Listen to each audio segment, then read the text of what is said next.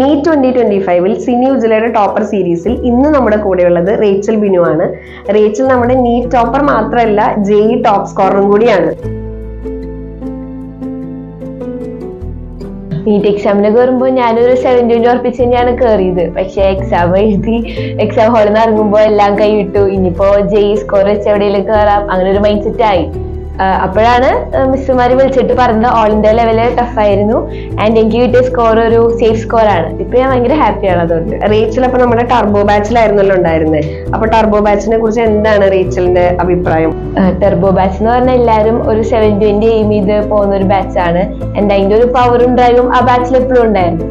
ഇപ്പൊ ഒരു ക്വസ്റ്റ്യൻ കിട്ടിയാൽ നമ്മൾ അങ്ങോട്ടും ഇങ്ങോട്ടും ഡിസ്കസ് ചെയ്യും, ചോദ്യം ചോദിക്കൂ. ഇപ്പോ നീറ്റിന് വന്ന റിഡക്ഷനിസ്റ്റ് ബയോളജിസ്റ്റ്, അത് ഞങ്ങൾ എപ്പോഴും ക്ലാസ്സിൽ അങ്ങോട്ടും ഇങ്ങോട്ടും ചോദിക്കുന്ന ഒരു ചോദ്യമായിരുന്നു. അതുപോലെ കുറെ ക്വസ്റ്റ്യൻസ് വന്നിട്ടുണ്ട് കേട്ടോ.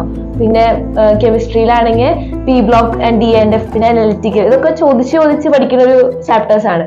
അതൊക്കെ ഞങ്ങൾ എല്ലാവരും ക്ലാസ്സിൽ ഒരുമിച്ച് ആ ഒരു യൂണിറ്റിയിലാണ് പഠിച്ചത്. അതിൻ്റെ ഒരു ഔട്ട്കം എക്സാമിന് എന്തായാലും എല്ലാവർക്കും കാണാൻ പറ്റിയിട്ടുണ്ട്.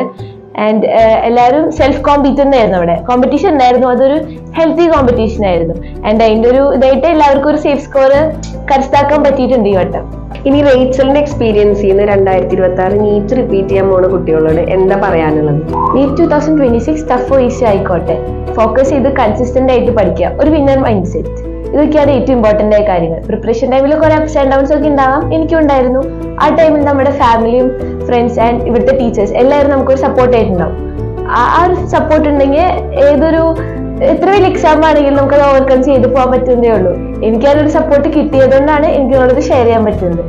അപ്പോൾ മറക്കണ്ട, 2026 നീറ്റ് പ്രിപ്പയർ ചെയ്യുന്നവര് കൺസിസ്റ്റന്റ് ആയി ഫോക്കസ് ചെയ്ത് നല്ലൊരു വിന്നർ മൈൻഡ് സെറ്റോടെ പ്രിപ്പയർ ചെയ്യുക. വിജയം നിങ്ങളുടെ കൂടെ ഉണ്ടായിരിക്കും.